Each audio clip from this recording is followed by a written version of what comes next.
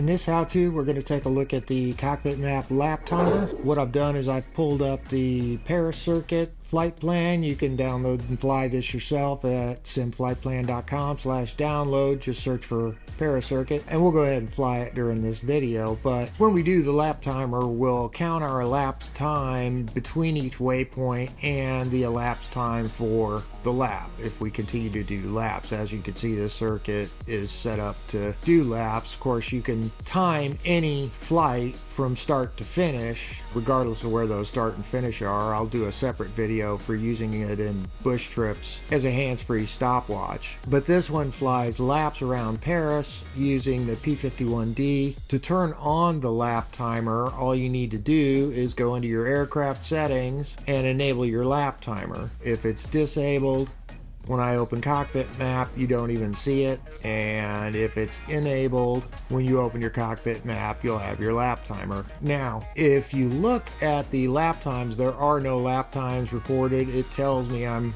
ready to record, meaning that I've checked my checkbox for the lap timer. So let me turn the lap timer report off. So we're just going to fly the Paris circuit. Again, there's another video previewing the circuit, plus this flight plan is available at simflightplan.com/download right now, available to fly. Let's go ahead and fly some laps, and then we'll talk about exactly how the lap timer works and what it does once I have something we can look at. So let's go ahead and turn some laps. One of the things I should mention is, of course, the cockpit map can be placed anywhere. It defaults to the top corner. For the P51, I typically move it down to the right-hand corner. If you're flying the F-18, if you put it right in the middle, you really can't see your instruments anyway, but you've got a heads-up display for your speed and altitude. I'll just put it over the middle sometimes. You can get it out of your way if you really need to check your instruments. The other thing I don't normally point out in the video, because it's hard to see, is the transparency control. If you wanted to leave it in its default position in the top corner and use the full map, you could maybe adjust your transparency to a point where it's comfortable for you to fly looking through it, but you can still see your map. I like to put it down out of my way. Sometimes I use the transparency, but typically not when I'm making videos, just to make it easier to show up in the video. And I can actually squeeze this in a little bit too. So that's usually where I fly. Of course, you can arrange it however you want it. So let's go ahead and start this lap. You can see that it's starting us 2.2 miles from Notre Dame, so we've got plenty of time flying up the Seine River to pick up some speed and get trimmed out.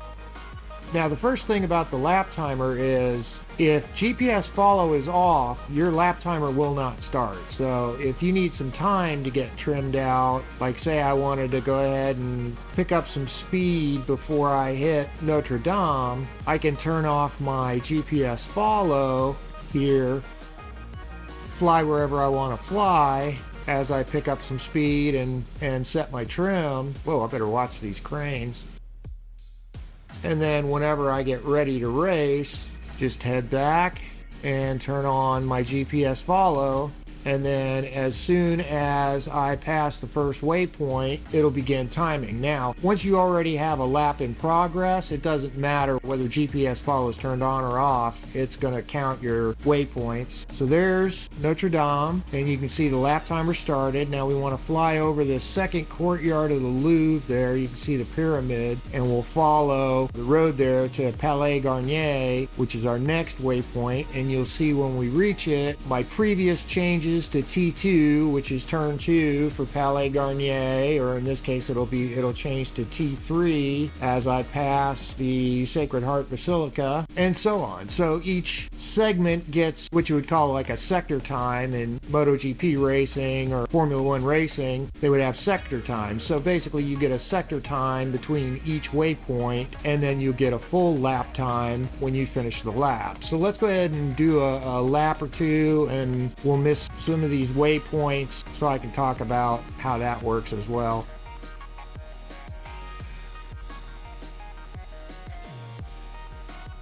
And as you come up to your finish, which in our case is the Dome of the Pantheon there, you'll see as we cross it, it'll count my lap, and it gives me my lap time. Oh, did I get close enough? Yeah, I did. Start and finish times are measured in system time. So it's your accurate lap time from the time of date that you finished minus the time of date that you started. You know, if you add up all the seconds for each of the waypoints, it's liable to be more than what your actual lap time is because of the rounding, but your actual start finish time is accurate, you know, to the millisecond. Oh, I need to miss some waypoints, which I may have already actually done. Here, let's blow our altitude. This is all set at 750, so for the lap timer to count you, you can see we're at turn 4, and our next waypoint is supposed to be the stadium. I'll try and make sure I fly directly over the stadium, but my altitude should be too high. Oh, there it is. But you'll see I'm still stuck on turn 4 because I'm way over the 750-foot ceiling for this flight plan. And each waypoint has its own altitude. So for, say, mountain races where you're going up and down, your altitudes will change depending on the waypoint. Or like Yosemite, there's one out there already that flies down Yosemite, and there's basically a 6,000 foot drop from the beginning of the course to the end, but each waypoint you have to be under its ceiling or the timer won't count it. So that's 2 complete laps. Let me turn a clean lap, or try to anyway, and then we'll stop and take a look.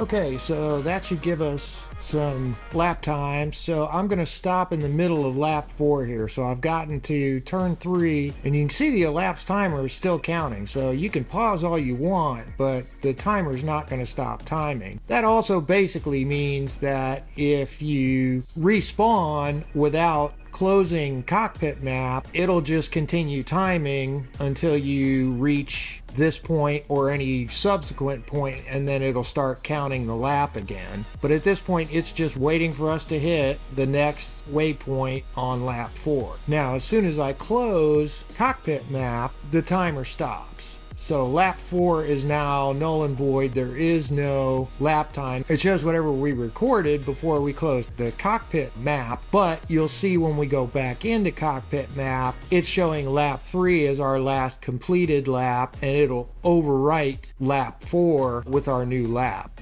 So once you've closed the Cockpit Map, you're done timing for those completed laps, and any incompleted lap will be deleted like you see here. Basically, it recorded all my waypoints and my lap times. Again, my sector times are the clock time at the time I started. In this case, I passed Notre Dame till the point I passed the Louvre Pyramid was 9 seconds. Now, actually, T1 has recorded the time that my aircraft passed it. It's calculating the sector time. Your lap time is really not the total of all these. It's the difference between the time you started and the time you ended. All the sector times in between are calculated the same way. And then if I miss the waypoint altogether and the waypoint doesn't record a lap time for me, the next one that I do pass, it's just going to take the system time minus the last time it found. So now this is my sector time for this and all missed waypoints. And then it gives me my lap time. The lap timer features on the website, when those are available, there'll be penalties for missed waypoints. I think there's several sets of rules they're working on that either the whole lap is invalid or a penalty gets added, or I can't remember what the options were, but there's some rules built around that, and that'll all be selectable at the time that comes out on the website. Let's jump back in. You can see it's finding that my best lap was lap 1. So let's go ahead and do a couple more laps. And what I want to talk about is the actual waypoints themselves. So, well, let me go ahead and talk about that now. Our waypoint, say turn 1, is our Louvre Pyramid. Here, we'll switch to satellite and zoom in even a little bit more here. Essentially what happens is as you pass Notre Dame, it starts your timer. And as long as you stay below 750 feet, as soon as this waypoint detects that you're in its radius, it will record your time, which then becomes a sector time. So it's all dependent on speed. In this case, I'm flying the P-51D, but it really doesn't matter what you're flying. It takes your speed. It doesn't really matter what the cockpit shows. It takes your actual speed reported by Flight Simulator, converts that to feet per second, and then you get 1 second to either side of the waypoint. So on my P-51D, let's say I'm doing about 400 knots. That's like 600 something-ish feet per second. That gets rounded up to 700 and then doubled, okay? Because it's 700 feet to this side and 700 feet to that side. So that gives me a 1,400 foot sphere, or basically a 1,400 foot cylinder that starts at ground level and continues up to whatever altitude I have set. So I have from the ground level up to an altitude of 750 feet, and at about 400 knots it'll end up being 1,400 or 1,500 foot circle, which if you pass anywhere within that cylinder of space, it'll record your lap time. So obviously the most efficient is to cut the corner and just graze the outer portion of the cylinder, but do that at your own risk, because depending on your speed, this cylinder is constantly expanding and contracting as you speed up and slow down. So if you take your previous turn badly and lose a lot of airspeed, and let's say your speed drops to 300 knots, let's say I bomb that and I'm only doing 300 knots by the time I get to the Dome of the Opera House, well, now I'm going to need to be probably 1,200 feet from it in any direction. And then again, the altitude is unchanged, 700 feet. But if I slow down even further, if you imagine flying it in the X-Cub, for example, where you're doing maybe 110 knots, you've really only got 200 feet. So basically you're going to have to fly essentially right over the top of the building in an X-Cub for the waypoint to pick you up. Whereas under normal circumstances with a P-51D, if you're doing 380 to 400 knots, you could probably be way out here or way over here, and the waypoint will still detect you within its radius.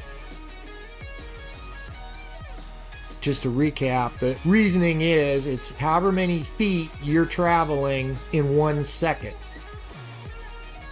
Whatever your speed is, feet per second, it gives you 1 second to get to the waypoint, 1 second to get away from the waypoint, creates a circle of the diameter, however many feet that is. Again, using my example of 400 knots, it's about 1,500 feet, or 385 knots is 1,400 feet. And I think by the time you're at 400 knots, you're already up to 1,500 foot cylinder, in this case up to 750 feet. Now if this is 0, you've got an unlimited ceiling. If you want unlimited ceilings, just go through, you can reset all your altitudes to 0, and it just won't take altitude into consideration.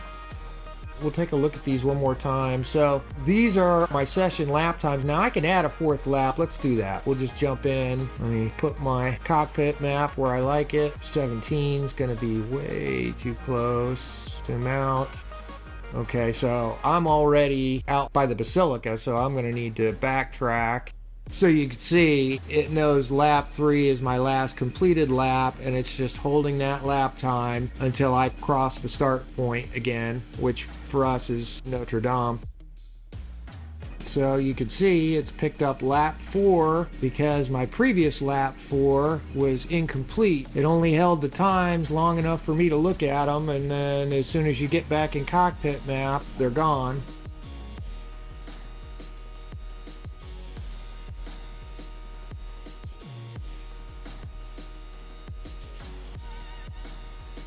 Okay, and that's the end of lap 4. I think that was a clean lap. Let's take a look. Yep, and it's actually my best lap. So you can see these are all my completed lap times for my current session. Now, as soon as I close Flight Plan, these are gone. I mean, these are just session times for while I'm currently using Flight Plan. Now, if I want to save them, I can share them up to the website. You would typically include the list of waypoints because that's what defines your track. Certainly for the website race features are going to require you to do that. If you want to type something, and then you can include a lap time, and then if you've got a way to take a screenshot in flight, here I'll include one. They'll need to be under 2 megabyte, and your best bet is as long as they are 1024 wide by, I think it's 570 something tall, but basically if you make it 1024 wide and whatever the aspect ratio is, it's bound to be under 2 meg. That's basically what I do. And then if you include your lap times, you can share it. I didn't mention the top checkbox here, post under your username. Probably want to make sure you do that so you get credit for it. So then when you go to the website, in the downloads page, you'll see my Paris circuit flight with the image that I selected, my P-51 Eiffel Tower. My best lap was lap 4 at 3:10. It gives you the name of the flight plan and what you were flying. Here's my little extra text, and then here's the waypoint detail that defines the course. Okay, and then here's your lap times if you want to see the actual sector times for your session. Okay, and if you don't have Flight Plan, just download it yourself here. This Paris circuit Flight Plan is actually already out there. I'll probably delete this one, but there's already the original Paris circuit that I downloaded and flew in the first place. Hope this was helpful. Thanks for watching. Please like and subscribe.